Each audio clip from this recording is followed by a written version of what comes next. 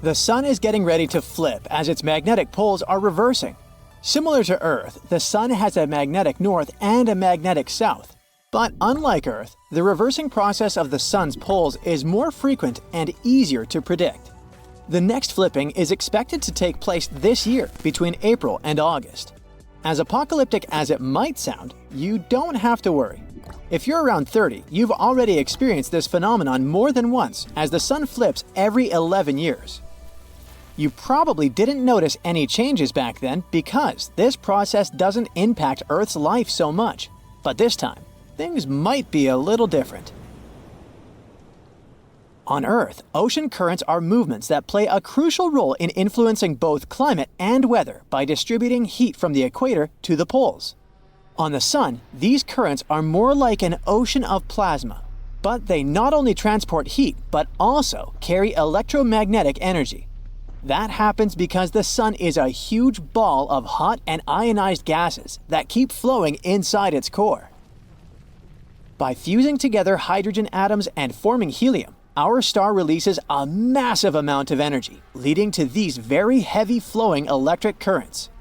And whenever you have currents, you have magnetic fields. It's easier to understand if you think of that classic experiment with a wire and a nail that you probably conducted in elementary school. When electricity flows through a wire, it creates a magnetic field around the wire. So when you connect a wire to a battery and wrap it around a nail, the nail becomes a magnet. This is similar to how electric currents create magnetic fields on the Sun. This whole process, with the help of which the Sun generates its magnetic field, is called a dynamo. We can't observe it directly, but we can see its effects on the Sun's surface. When plasma and magnetism flows become unstable and intense, they manifest as sunspots. You know, those dark areas on the Sun's surface? Much about how the dynamo works remains a mystery. But scientists have learned something important after observing these sunspots for centuries. The dynamo process follows a pattern. About every decade, it reorganizes itself. The Sun's polar magnetic fields get weakened, eventually reaching zero, and then they return, but with the opposite polarity. Back in the 50s, researchers figured out that when sunspots start to ramp up and become more intense, it means the poles are gearing up for a reversal. And over the past few years, solar activity has been off the charts. We're talking about more solar flares, more electromagnetic radiation bursts, and more plasma blobs being ejected into space. It's like we're sitting in the front row at the solar system's most epic fireworks display. In fact, the Sun hasn't been this lively in probably 2 decades. Right now, experts think the polar fields are almost in sync and steadily weakening, inching closer and closer to zero. But we haven't reached the point of reversal yet. Although it might sound like the Sun flips its magnetic poles like clockwork every 11 years, the truth is that it's not as neat as it seems. This path can be bumpy, and some aspects of the phenomenon are still very hard to predict. Take the last solar cycle, for example. The Northern Hemisphere started its magnetic flip back in early June 2012, but then it kinda hit a snag and lingered around the neutral point until late 2014. Meanwhile, in the Southern Hemisphere, things were smoother, with the polarity switching over in mid-2013. This time around, the Sun is actually playing nice. Things seem to be running way smoother this cycle, with the poles transitioning more evenly. But here's the thing, reversal processes are never the same. That's what makes this phenomenon so interesting to observe. But at the same time, it's hard to predict how it'll affect us down here. Here on Earth, we don't have to worry too much about those intense sun explosions happening 93 million miles away. But if, and I emphasize if, a solar storm were to reach our planet, the main threat it would bring would probably be the disruption of communication satellites in space. However, things might be different in this cycle reversal happening in 2024 because the number of satellites has skyrocketed in recent years. For example, Elon Musk's Starlink system alone involves more than 4,000 of them. All these satellites, along with communication and GPS satellites, could be impacted or even destroyed by a powerful solar storm. Although the chances of a powerful solar storm hitting Earth are low, it's not impossible. Back in 1859, during the Carrington event, a storm occurred near the peak of the solar cycle, causing currents to surge through telegraph lines, sparking fires and disrupting messages worldwide. Earth fell silent as telegraph communications failed. Just imagine what a solar storm could do to our vast number of satellites today. It could affect everything we rely on daily, from space-based communication and navigation to weather forecasting services. The ground-level power distribution could also be affected. You can forget about watching YouTube or Brightside, because if such an event occurred today, it would cause an internet apocalypse, sending countless people and businesses offline. There's a prediction that says that if a Carrington-class event happened today, it would result in damages ranging from $0.6 to $2.6 trillion. And I'm talking about the United States alone.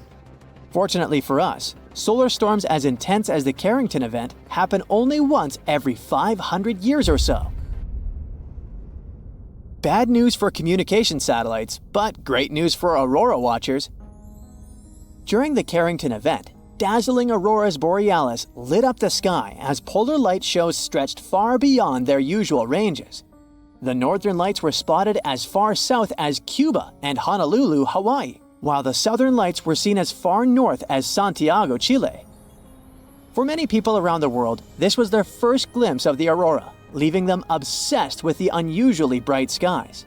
Some of them thought it was the end of the world, while others began their day early, thinking the sun had risen after hearing birds chirping and seeing the bright skies. Today, we know there's nothing strange about it, considering that the appearance of auroras at lower altitudes is one of the expected effects of the sun's magnetic pole reversal. Typically, these dazzling phenomena are found between 60 and 75 degrees latitude, but during the last magnetic pole reversal in 2013, intense auroras were observed below 50 degrees. Eyewitnesses describe these auroras as blood or deep crimson red, shining so brightly that you could read a newspaper in their light. It's important to study this phenomenon and not to fear it. The inversion of the magnetic poles on the sun is actually a great opportunity for scientists to better understand how our star works. Since many pieces are still missing in the whole dynamo situation, we're still not very good at predicting why some solar cycles are more intense than others, or when exactly a coronal mass ejection will erupt. But being able to predict that is becoming more and more necessary as we venture ourselves into space. The more people are out there beyond Earth, the more exposed they are to these strong solar storms. That's why the scientific community wants to know more precisely when a solar storm can cause damage to spacecraft and space stations. Plus, it would help meteorologists make progress in predicting weather, not only on Earth, but also in space. The whole point is to make space travel safer as the interest in crewed missions to the Moon and Mars grows every year. Another reason why it's important to learn more about the Sun's pole inversion is to better understand how the mysterious interior of the Sun works. That could actually help us figure out the aspects of other stars in the universe and maybe get closer to answering the ultimate question: why are we here?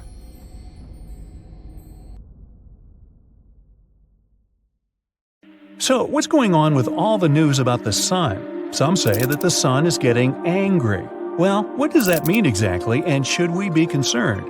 Frankly, yes, we should be concerned. It's generally not a good thing to get too much sunshine. The ultraviolet component of sunlight is harmful to the skin. That's why humans have adapted a spectrum of skin pigmentation. The more sunlight there is to protect ourselves against, the more pigmentation we need. Big floppy hats and, of course, bottles of high SPF oil-free sunscreen help too, especially for fair-skinned people. But what is planet Earth going to do? First, let's get a good estimate of just how angry the sun is likely to get. The sun usually goes through an active-calm-active cycle every 22 years, with highs and lows occurring every 11 years. Why that happens, no one knows, it just does. There's probably a reason, but scientists haven't figured it out yet.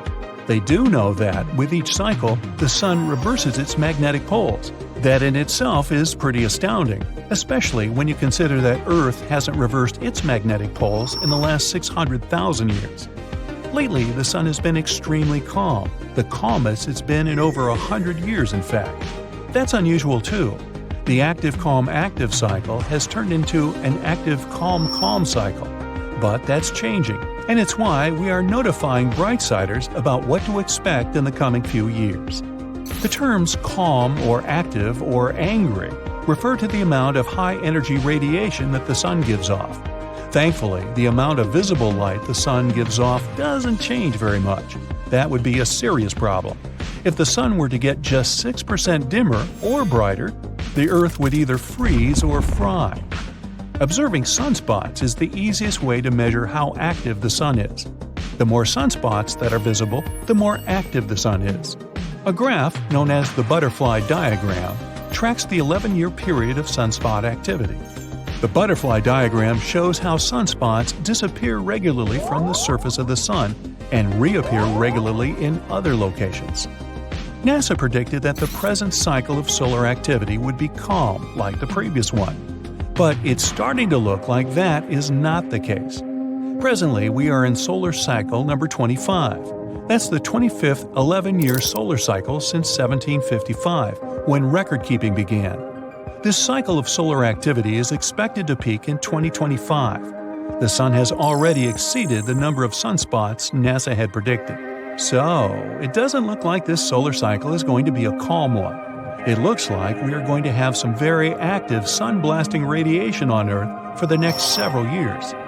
In early February 2022, 40 out of 49 SpaceX communication satellites in orbit above the atmosphere were destroyed by an explosion on the sun. High-speed electromagnetic plasma gas from the sun, known as solar wind, caused the Earth's atmosphere to compress, and Elon Musk's satellites lost their orbital integrity and crashed back into Earth. Sunspots look like dark spots on the sun, but they aren't dark. They're just not as bright as the surface of the sun. To get a better idea, take a lit 25-watt light bulb and hold it in front of a lit 100-watt light bulb. The 25-watt light bulb will appear dark. That's the same way it is with sunspots. Sunspots on the surface of the sun almost always come in pairs. This is because sunspots are magnetic storms in the plasma gas of the sun. One sunspot will be magnetic positive, and the other sunspot will be magnetic negative. Between the two sunspots, which can be many times bigger than the Earth itself, there flows an electric current that carries a fiery arc of ionized gas with it. Solar flares are something else we should be concerned about.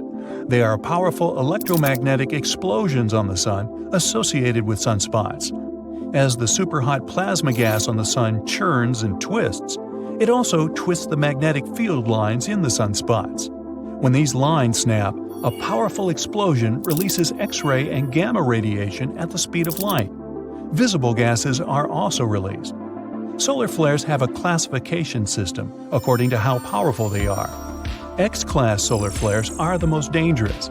This type of solar flare can cause radio blackouts across Earth and harm satellites, astronauts in orbit, and even passengers on high-altitude airplanes. M-class solar flares cause spectacular aurora at the North and South Pole areas on Earth, while C-class solar flares have almost no effect on Earth. But solar flares are not the biggest explosions on the sun. CME stands for coronal mass ejection, and these are much more massive than solar flares and more dangerous when they're headed our way. As the name indicates, coronal mass ejections are explosions that originate on the sun's corona. They hurl millions of tons of hot ionized gases outward from the corona. The word corona is derived from the Latin word for crown, and it's the layer of thin bright gas around the sun's surface. The corona of the sun is much hotter than the surface of the sun. The surface itself is about 10,000 degrees Fahrenheit, but the corona is somewhere between 1 to 2 million degrees. The why and how the corona is so much hotter than the surface of the sun is another major mystery that scientists have yet to completely work out. A recent theory claims the corona is heated by sound waves and the sun's nuclear reactions make a lot of noise. Project GONG, which stands for Global Oscillation Networking Group, was set up on Earth to monitor the sound waves on the sun. Cool, huh? Turns out the sun is ringing or oscillating like a bell. And we have 5 observation sites across the globe. one in India, Australia, one in the Canary Islands, one in Chile, and one in California, that keep a constant watch over the 10 million sound waves moving on and around the Sun. Now that the Sun is entering an active phase, we can expect to see more powerful CMEs heading our way. The gases expelled by the Sun are ionized and stripped of electrons by the intense heat. This causes them to form a proton storm that can travel through space at speeds of around 500 miles per second. These positively charged atomic nuclei will mostly be blocked or deflected by the magnetic field that extends around Earth.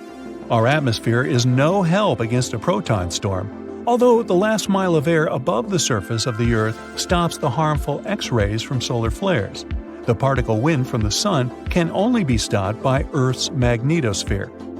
We can look forward to some spectacular aurora around Earth's magnetic poles, and it's very possible that these aurora will extend down to the mid-latitudes when the Earth is moving through a coronal mass ejection. Currently, the United States has a space probe headed for the solar corona. Because the corona of the Sun extends outward for many millions of miles, the Parker Solar Probe, as it's called, is cruising 3.8 million miles from the surface of our star, or about 1/10 the distance to Mercury. The probe is experiencing temperatures of 2,400 degrees Fahrenheit, but it is also kept at perfect room temperature. A 4.5-inch thick carbon composite heat shield protects the telescopes and magnetometers in the probe that measure the intensity of the solar wind. The 5 antennae that protrude into the coronal gases are made of a niobium alloy, which can withstand the extreme temperatures of the corona. The recent double calm cycle of the Sun is a bit concerning when trying to predict how active the Sun will get this cycle.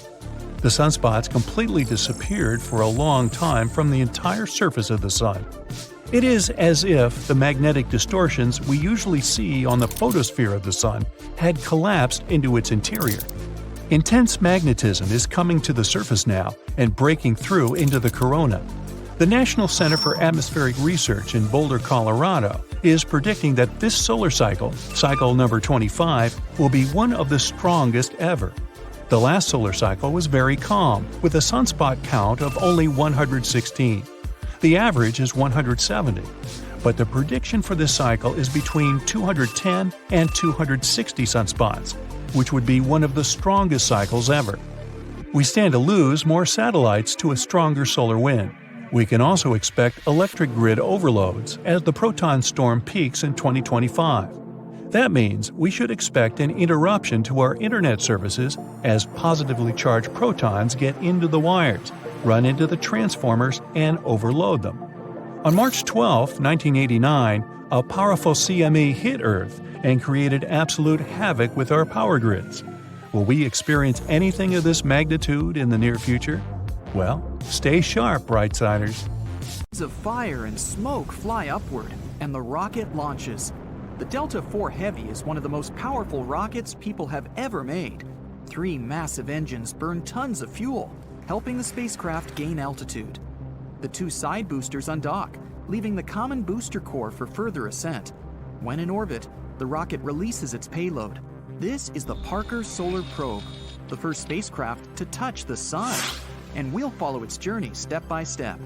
The probe was launched on August 12, 2018, and began its journey toward our star.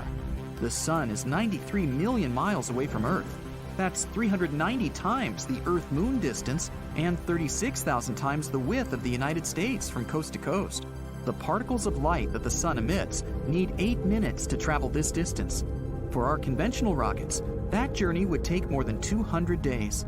But the Parker Solar Probe covered it faster, using gravitational maneuvers.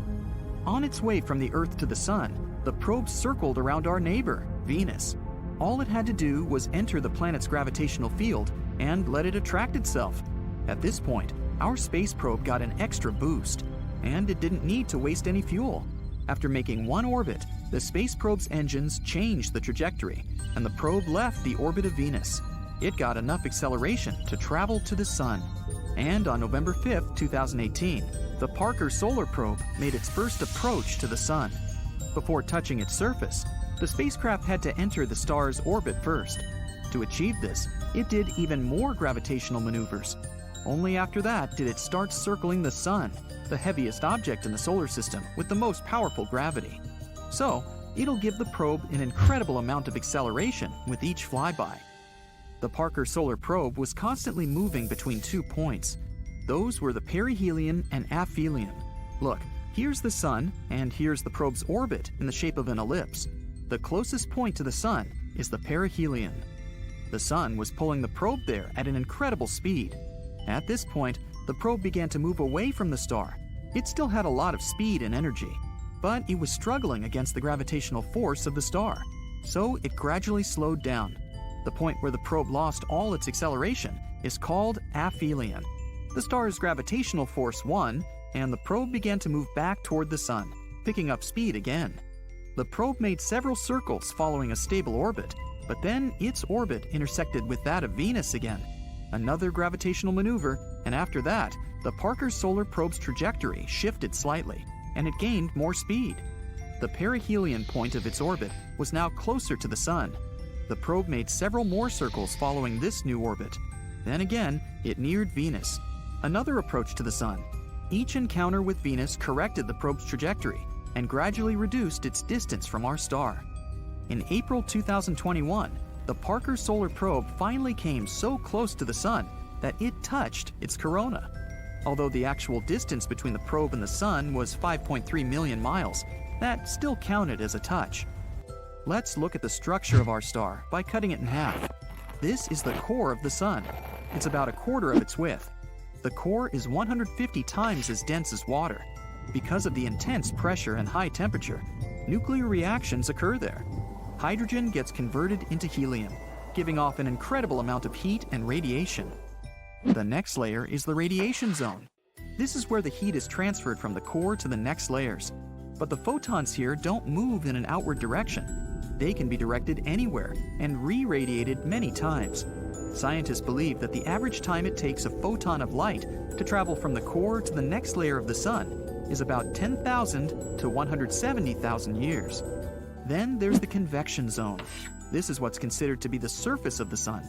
But it's not a solid surface. It's an ocean of hot plasma. It looks like a bee honeycomb. That's because the heated plasma rises from the lower layers, creating something like mini geysers.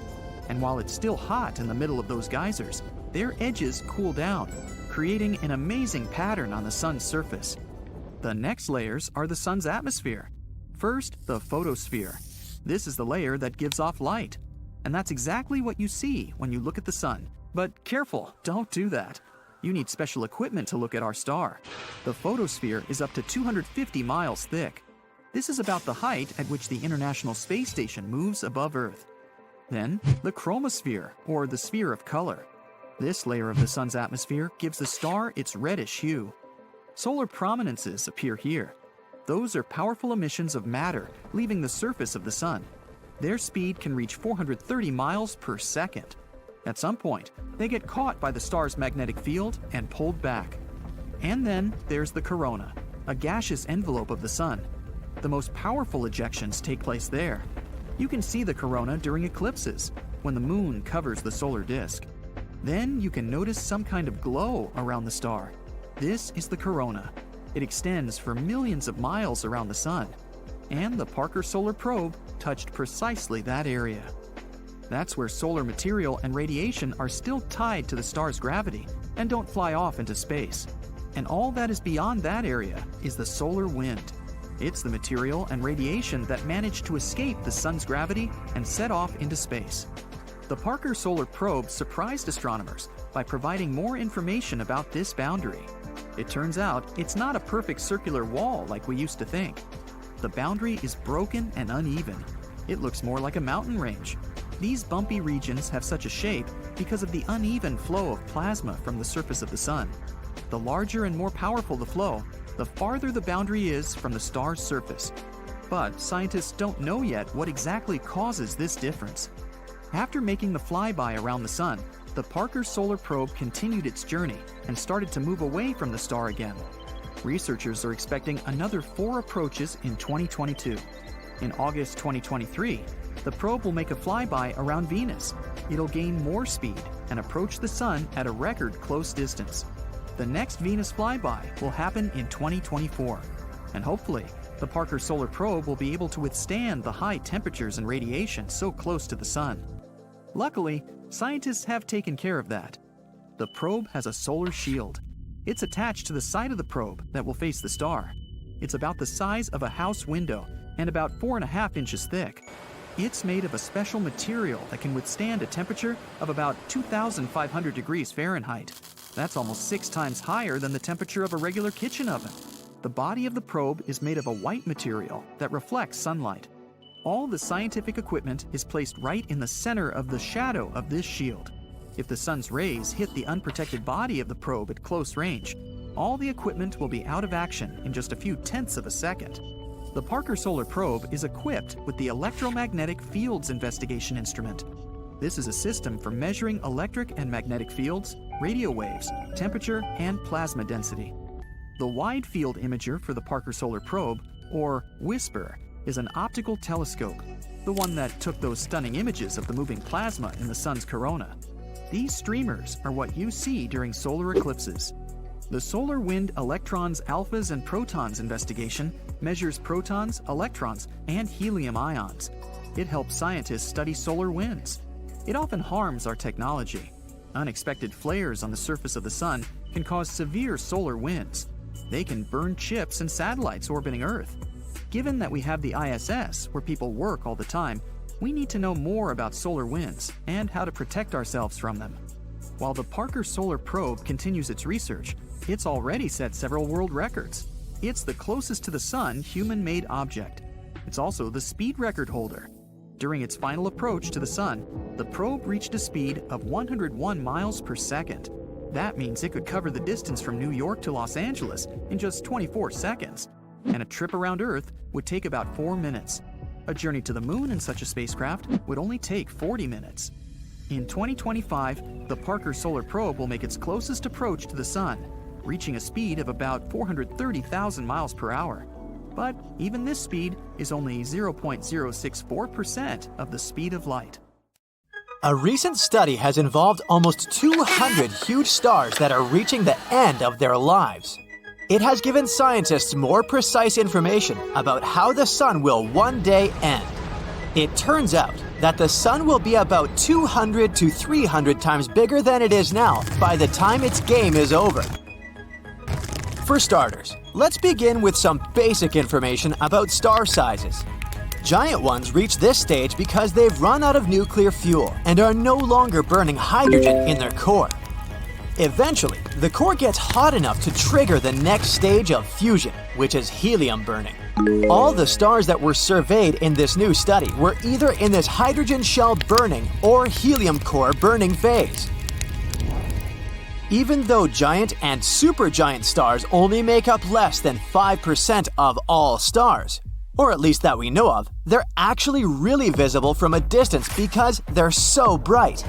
In fact, according to scientists, about a third of all the stars you can see outside on a dark, moonless night are giant or supergiant stars. This study will eventually give astronomers really useful info about massive stars. They'll be able to figure out their size and temperature, no matter where they are or their evolutionary stage. This means they can see a star's true color and use that to find out its radius. Pretty cool, right?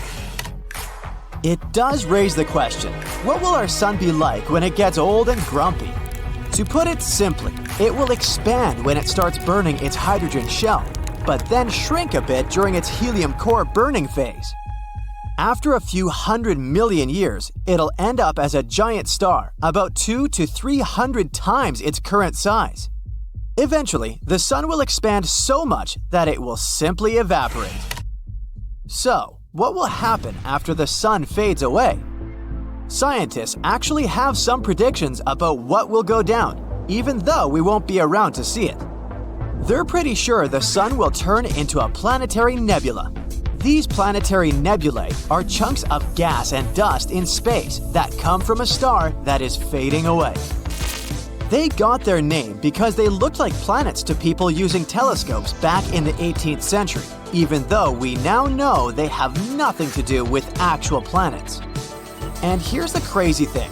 astronomers have found out they can use the level of brightness of these planetary nebulae to calculate their distance from us.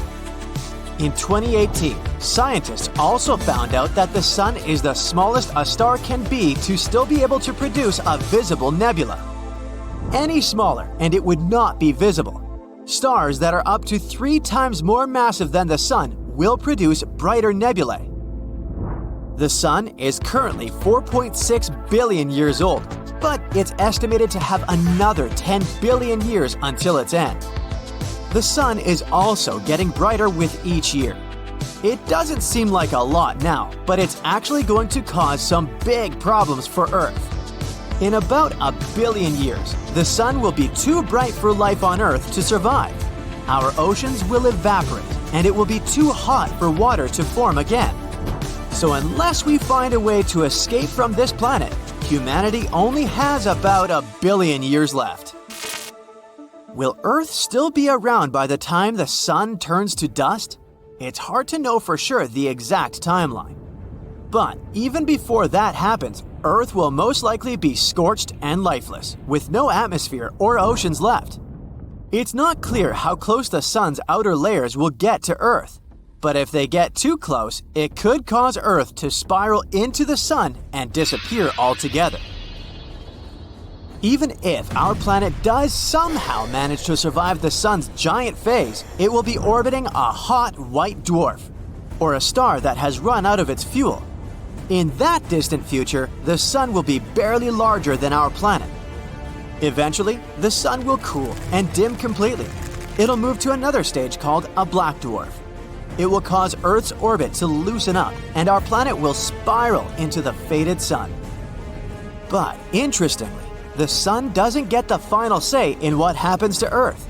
Gravity keeps planets in orbit, but it also attracts them to each other, which can cause their orbits to flex and drift. This could lead to the solar system destabilizing and ejecting planets, including Earth. Basically, a lot might happen in the next 5 billion years before the Sun becomes a red giant. There's also another scenario. While most stars stay far away from our solar system, there's a chance that one could come closer in the next billion years. Even a small star or black hole could mess up the orbit of our planet if it gets too close. But don't worry too much, the odds of that happening are low because of the amount of space between stars. Our Sun is a solitary star, so there's little to no chance we'll be able to catch a ride with another one nearby. However, many stars in our universe have companions. Among these stars is Castor, a stunning system that comprises 6 stars and is one of the brightest objects in the night sky. Although humans have been admiring Castor for ages, they were not aware of its true nature until the invention of telescopes and spectroscopes. Even with the help of a small telescope, it's evident that Castor is composed of 2 primary stars, Castor A and Ba, that revolve around each other. These stars are larger than the Sun and need 467 years to complete one orbit. In total, Castor is composed of 6 different stars. The biggest one, called Castor AA, is roughly 2 times larger than the Sun, while the smallest has about 0.5 of the Sun's mass. If humans want to survive the next billions of years, we might need to set up camp somewhere else in the universe. It may seem like something out of a sci-fi movie, but it could be our reality one day. Thankfully, NASA is already looking at some options. They've discovered 2 new planets, TOI 700e and TOI 700d. That might be new hotspots for us humans. TOI 700e is the optimistic zone, which means it could have water and even an atmosphere. TOI 700d is in the conservative habitable zone. So, scientists aren't too sure about it yet, but hey, we'll take what we can get. But hold on, before you start packing your bags, there's a little problem. How do we get there? It took John Glenn months of preparation just to circle Earth 3 times. So we might need to start working on our astronaut training. Well, at least we have some options for our future intergalactic vacation plans. Wouldn't it be nice if we could time travel so we could see what our solar system will look like in billions of years? An American physicist named Ron Mallett has proposed one interesting theory for time travel. It uses light, a resource that is abundant in the universe. His idea involves using a rotating cylinder of light, which could transport an object in both space and time, similar to how a bubble moves in a swirling liquid.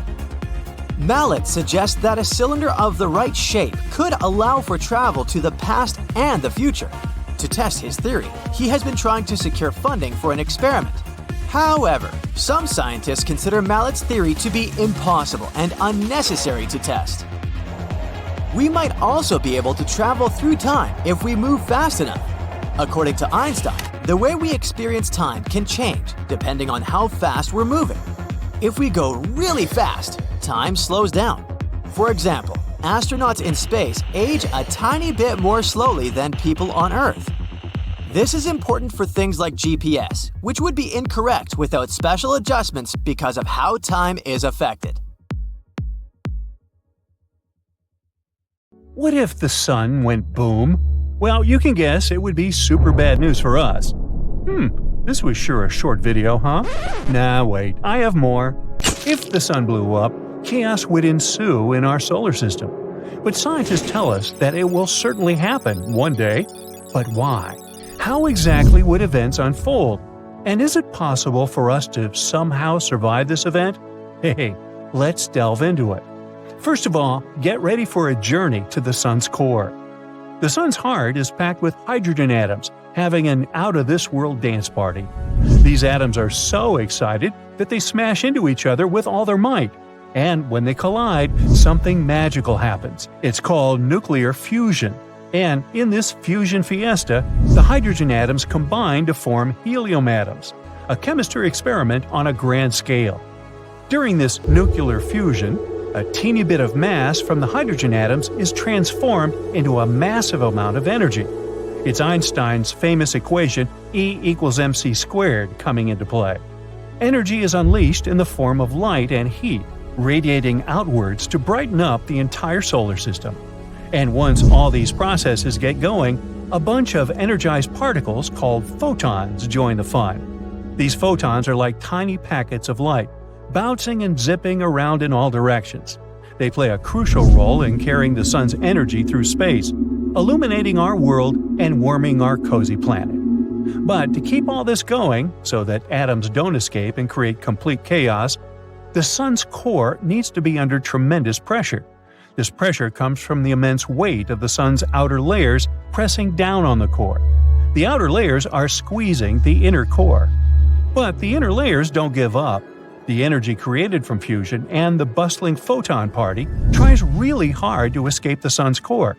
But the core is so dense, like me, and the pressure is so big that the energy takes its sweet time to make its way out. It bounces around, gets absorbed, and re-emitted by other particles. Eventually, after a long time, it reaches the sun's surface and zooms off into space, reaching us as sunlight. So now you know how the sun works. Now, what happens once it reaches the end of its life? Well, here's the twist. Our sun has a limited supply of hydrogen fuel. In about 5 billion years, it'll run out of its fuel. After that, the star will undergo some big changes. Now, pay attention, because there's a pretty good chance we're all going to miss this. First, the sun will puff up and become a red giant, exploding like a balloon. It will grow so big that it will swallow up the inner planets, including our beloved Earth. Talk about a sun taking up all the space. So we won't even see the end of our sun unless we move somewhere further away. After the red giant phase, the sun will shrink a bit. Its outer layers will fade away into space, leaving behind a beautiful planetary nebula. It'll be revealing its glowing core. Ooh! The core, now filled with helium, will start sounding weird. And will start fusing heavier elements like oxygen and carbon. These reactions won't be as energetic, like a party with less dancing and more chill vibes. Eventually, even the helium will be used up, and the sun will become a compact white dwarf, a stellar retiree enjoying its retirement home. Scientists estimate that the sun has about 7 to 8 billion years left before it dims its lights. Don't worry though, by that time, humanity might have traveled to far-off galaxies, or maybe even evolved into amazing space beings. So our sun won't go out with a bang like fireworks. It's not big enough to become a supernova or a black hole. Those stellar superstars need way more mass than our sun to pull off those cosmic tricks. But what if it blew up very suddenly, just like an abrupt event without any reason? Well, let's see. Imagine this: the sun goes boom, and Earth is in for a wild ride. The event unleashes an insane amount of energy, sending a shockwave racing through space at the speed of light. It takes about 8 minutes for this shockwave to reach Earth. Why? Well, the sun is a whopping 93 million miles away from us on average. So it takes a little over 8 minutes and 20 seconds for the sun's light to travel all that distance and reach us. But let's talk about the event itself. It would be a great sight to witness, but sadly, it would also be the end. Roll credits. The crazy amounts of unleashed energy would cause the sun to expand rapidly, again swallowing up the inner planets, including our Earth. And that's not all. Brace yourself for a massive burst of radiation. The sun would unleash a torrent of supercharged particles. We're talking about X-rays and gamma rays, the kind that can seriously mess things up. When these high-energy particles hit the atmosphere, they go wild, causing all sorts of chaos. They ionize the atmosphere, creating a ginormous electromagnetic pulse. This pulse is like a shockwave for electronic devices. It fries them, zaps them, and leaves them useless. So if your gadgets aren't protected, they're in for a rough time. Speaking of rough times, after that, it's instant vaporization for our planet. But the sun's grand finale just doesn't mess with Earth. It wreaks havoc on the entire solar system. That massive burst of energy would be crashing into everything in its path. Planets and other objects get knocked off of their cozy orbits, causing chaos and unpredictability. The asteroid belt between Mars and Jupiter, kapow! It's gone, obliterated, or scattered to the cosmic winds. And even planets that will survive this event will probably go off their orbits to wander somewhere. And let's not forget about the outer planets, like Jupiter and Saturn. These giants generate their own internal heat, which keeps them cozy and attracts lots of moons. But the sun's boom would steal their warmth, turning them into incredibly cold places. And now that we've discussed how catastrophic all this would be for everything in our solar system, let's ask the logical question: can humanity make it? The short answer is nope, we wouldn't make it. Everything would be wiped out, except maybe some sneaky bacteria hiding in the shadows. But in a crazy scenario where the sun gave us a heads up about its plans, we might have a fighting chance. If we knew in advance and had time to prepare, we could get our survival gears turning. So what could we do? Since Earth itself won't survive the sun's tantrum, we'd have to move somewhere. Remember how we mentioned that not all planets would be completely destroyed? Well, sadly, the ones closest to the sun, Mercury, Venus, and Earth, would disappear. So the easiest option would be to move to some other solar system with its own Earth-like planet. But what if the Earth somehow managed to survive this catastrophe? Let's not think about how it happened and just discuss the consequences. Well, our climate would go crazy. During the first moments of the sun's kaboom, the radiation and particles would crank up the temperature big time, like a never-ending heat wave. We're talking major greenhouse effect. The oceans would evaporate, creating thick, fluffy clouds that trap heat and refuse to let it escape into space. And after that, without the sun's warm embrace, the Earth would quickly become an icy freezer. So we'd have to think outside the box. One idea would be to take shelter deep underground, where we won't be that much affected by radiation and sudden temperature changes. As you dig deeper, the temperature rises. So, with the right tools and resources, humanity could hunker down in fortified bunkers, surviving for a couple of years without the sun's rays. Why just a couple of years? Well, remember how we said the sun is a gravity center of our solar system? Without it, Earth would be adrift in search of a new center of gravity. Imagine our planet, our trusty satellite, the Moon, and all the other planets slowly floating away into space. Luckily, our trusty sun is hanging in there, keeping us warm and shining for many more cosmic adventures to come. So, we're safe for a few billion years. But it's always fun to imagine impossible scenarios. So stay tuned for more what ifs. From where we stand, the sun seems so calm and peaceful. But like humans, and basically the whole living world, the sun has its own phases when it's more or less active. It's just that the consequences are way bigger and more chaotic when the sun becomes hyperactive. Let's zoom in to see what's happening up there. So one of the ways we measure the activity of our star is by counting sunspots on its surface. Sunspots are dark patches that form when the sun's magnetic field gets all tangled up. It's simple. The more sunspots, the more active our sun is. And it seems the sun has been partying like crazy recently. The number of sunspots scientists have seen is the highest for nearly 21 years. In June, 163 sunspots appeared on the sun's surface. The last time we had so many dark patches across the sun was in September 2002, when there were 187 of them. Uh-oh. It seems this chaotic party is getting closer to its peak.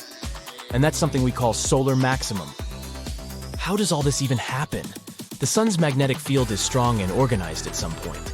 But as we said, sometimes comes the time when it kinda ends up tangled. Sort of like a ball of rubber bands that are wound together very tightly. This also means plasma is rising from the surface, forming loops, and causing a mess in the shape of solar flares and something we call coronal mass ejections, CME. That's when plasma in the sun's upper atmosphere, called the corona, goes crazy and bursts really strong. Then at some point, this ball snaps and completely flips and turns the South Pole into the North Pole and vice versa. All this happens every 11 years or so. So when the sun comes into this phase when it becomes very active, it shoots out hot blobs of plasma, gets big dark spots as large as planets, and releases powerful eruptions of energy and radiation.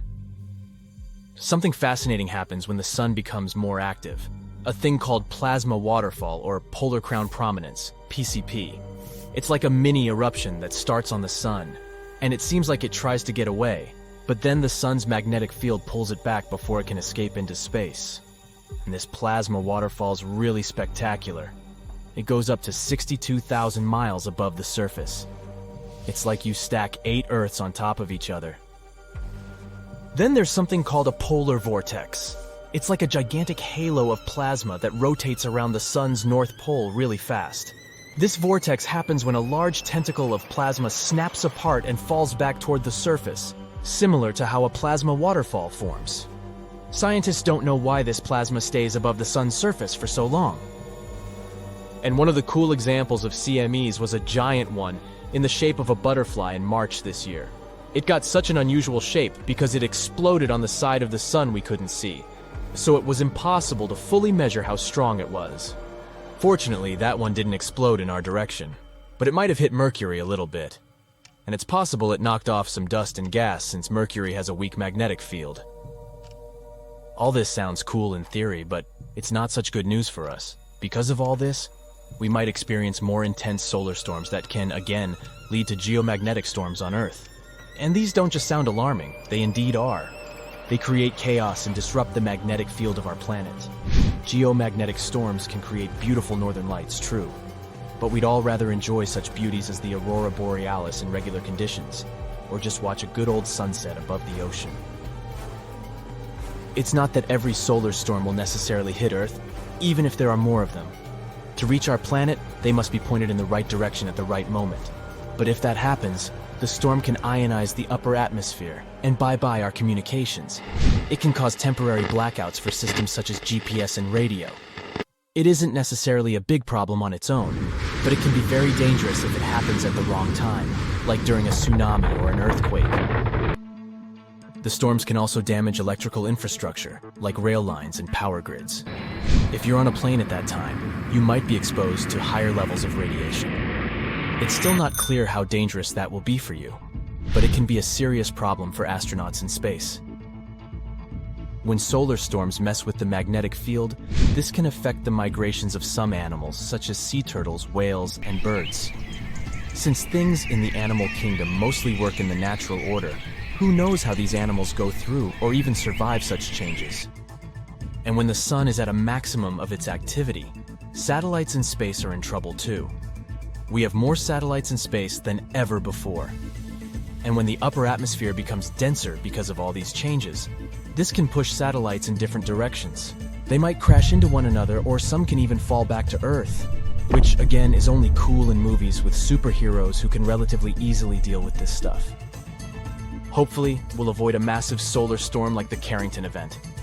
The story was similar. In August 1859, astronomers across the globe watched how the number of sunspots was getting bigger and bigger. A man named Richard Carrington was among them.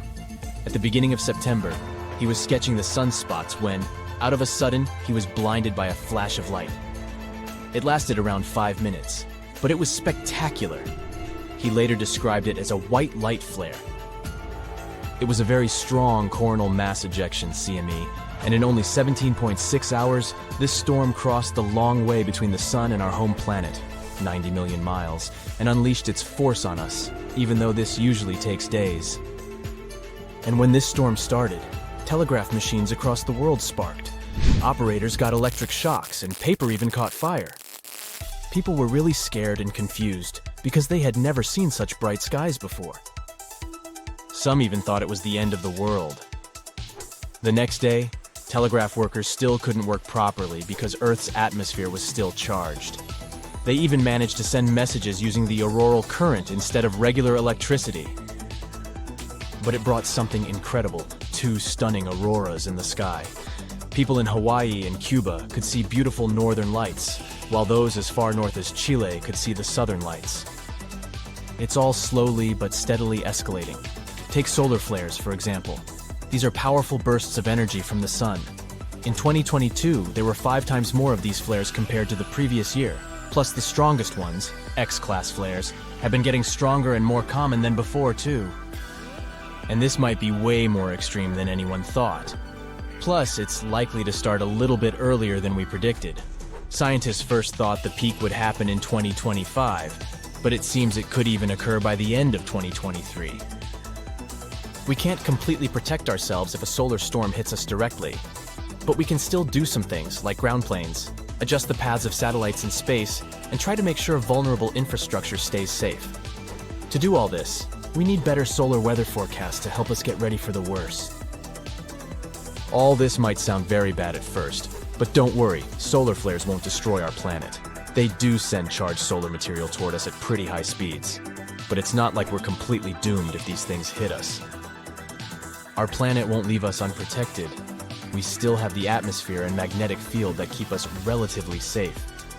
Our thick atmosphere is like a shield that blocks radiation that might harm us. So these solar flares can mostly affect technology, but they won't destroy Earth. I guess we have our own superheroes after all.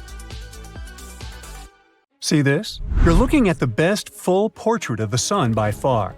Thankfully, our 4.5 billion-year-old parent star didn't use any makeup to fix its skin tone before this photo shoot. And now we can study its surface in great detail. This iconic image was taken in March 2022. NASA wanted to gain a better understanding of solar behavior and its impact on life on Earth, and the future of our space technologies, of course. To do so, they launched the Solar Dynamics Observatory Satellite, or SDO, mission in February 2010.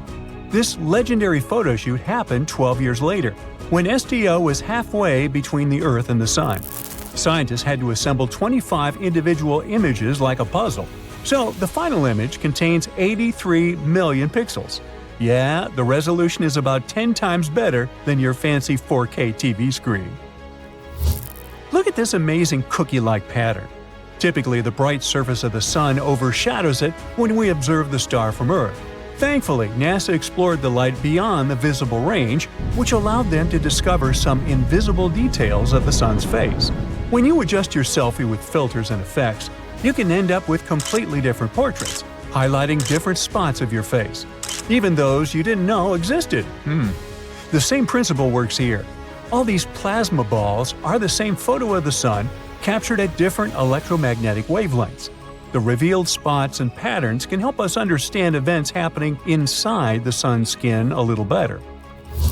At the speed of light is supposed to mean super quick, but this rose gold ray caressing your cheek at dawn has come a long way and is incredibly old in human terms. Photons generated by the sun's core take between 10,000 to 170,000 years to travel through the star's atmosphere, and then around 8 minutes more to reach Earth. So let's explore what's taking them so long. Our tour begins with the upper layer of the sun's atmosphere. Remember solar deities in movies and theater plays? They often wear luxurious crowns with golden rays. Well, the real sun does wear a fancy corona too, which is the outer layer of its atmosphere.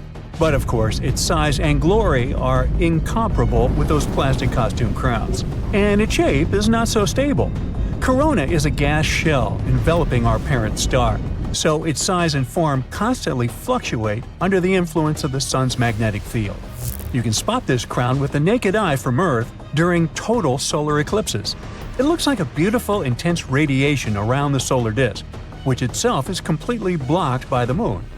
The corona stretches 5 million miles above the sun's surface, whereas our blue planet is only about 8,000 miles in diameter. So, one hypothetical ray of the corona equals a row of about 625,000 Earth-sized planets. And suddenly, all my problems begin to seem tiny. Now here's another fun fact. The sun's corona kind of breaks the laws of known physics because it's hotter than it should be. Its temperature reaches 2 million degrees Fahrenheit, whereas the surface of the sun is only about 9,000 degrees. Although the word "only" doesn't fit here, because it's still super warm in human terms. Usually temperature tends to fall as you move farther from a heat source, but it's not the case here.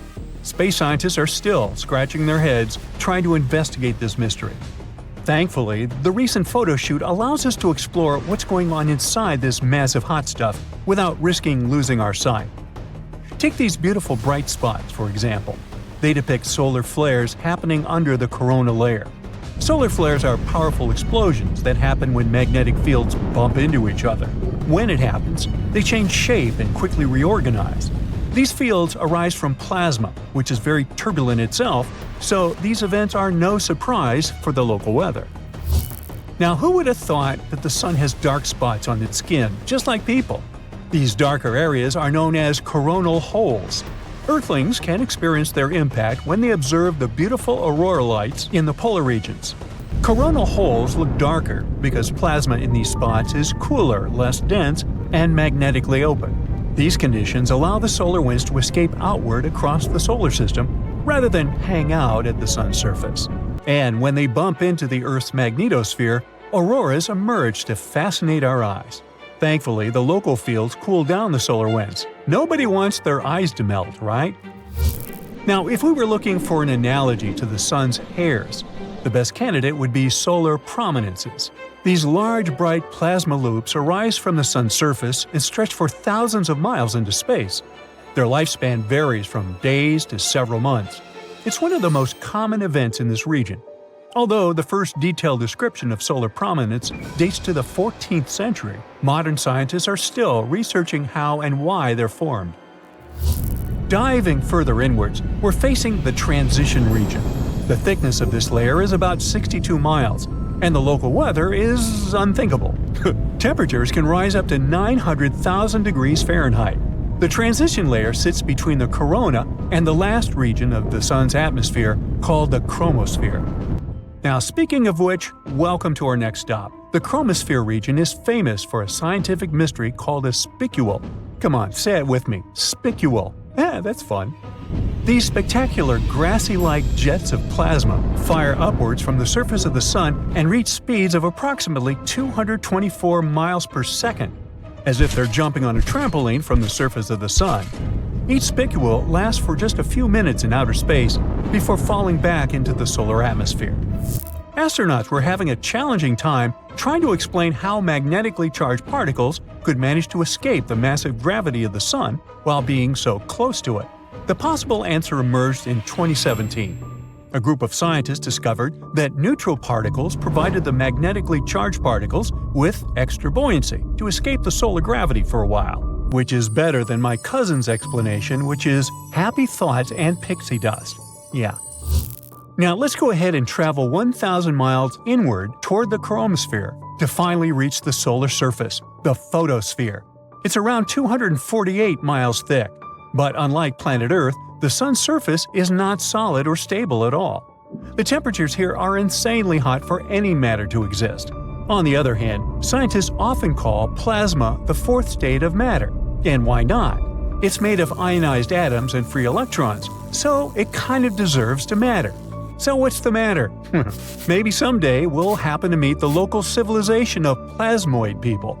But I think it's best that we skip their welcoming warm hugs. You know, hot, hot, hot. Anyway, the photosphere is our final stop, because humankind doesn't have the technology to explore the Sun any deeper. So if you want to learn more, you'll have to invent your own spacecraft. But time's a-wasting. You'll only have about 7 to 8 billion years. After that, our Sun will fade away, according to scientists' estimates. Actually, those same scientists will be going first. Now, you have a serious competitor, though. NASA's Parker Solar Probe is the current champion for the deepest dive into the Sun. The spacecraft managed to travel 4.5 million miles from the Sun's surface toward its core on September 27, 2023. And then, the Parker probe repeated its own record once again in December of the same year. So, why didn't it melt, I hear you asking? The probe has been designed to withstand insanely intense conditions and temperature fluctuations. It's equipped with a custom heat shield and an autonomous system protecting the mission from the massive solar lights. NASA has further ambitious plans. In December 2024, Parker will make its closest approach to the Sun. It will travel faster than any man-made object has ever traveled, at the speed of 435,000 miles per hour. The probe will be just 3.8 million miles away from the Sun's glowing hot surface. It's like landing on a star.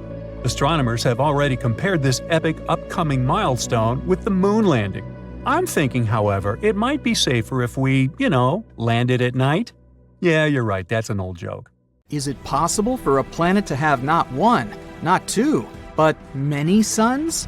Let's imagine what would happen to us if the Sun suddenly decided to break into a bunch of small stars. During the search for Earth-like planets throughout the universe, scientists have discovered that systems of 2 or even 3 stars are not actually that rare. Many of them even have planets in their habitable zones. Almost half of these planets could contain life. Can't wait to ask these guys about the sunsets. Scientists even suggest that our Sun wasn't always lonely. It could have had a companion star called Nemesis. They've noticed that mass extinctions on Earth occur every 27 million years. It's like a cycle. So, they turned to the stars to find out what the reason might be. And then, they assumed that it was a star that left our Sun a long time ago, but it still affects us. Nemesis could be located about 1.5 light-years from us. It may not sound like a lot, but it's actually almost 9 trillion miles. That's going to be a fun car trip, 50 million years long. Anyway, every time Nemesis passes its orbit, it can affect the Oort cloud. The Oort cloud is an area surrounding our solar system in which comets are formed. Its existence hasn't yet been proven, but scientists are pretty sure about it. So, comets form inside this cloud and then relocate to our solar system. Even being very far away, the second star in the system can have a great influence on it. But what about systems with 4 or even more stars? Is it even possible?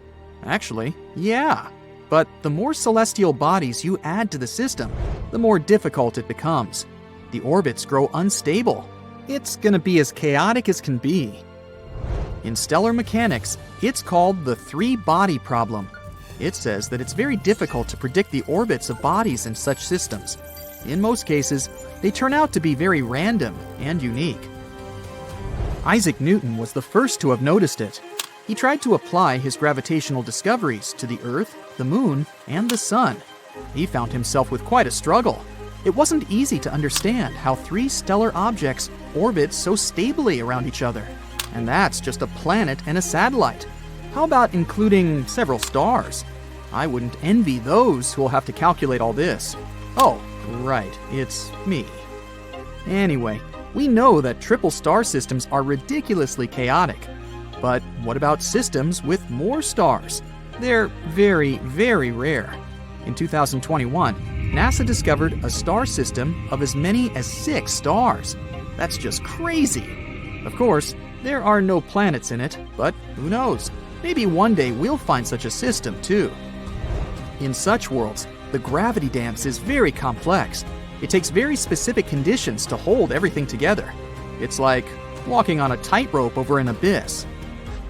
With all this in mind, let's try to imagine what would happen if the sun suddenly turned into several small stars. Oh, we're going to need a very detailed simulation. No, probably even a dozen simulations to make this thing work, because otherwise, we'd only have a few options. Option 1. We divide the sun into 5 to 10 tiny suns. Now we'll scatter these guys not far from each other. They'll destroy our system in a couple of hours. Yeah. All star systems, including ours, are in constant motion across the universe.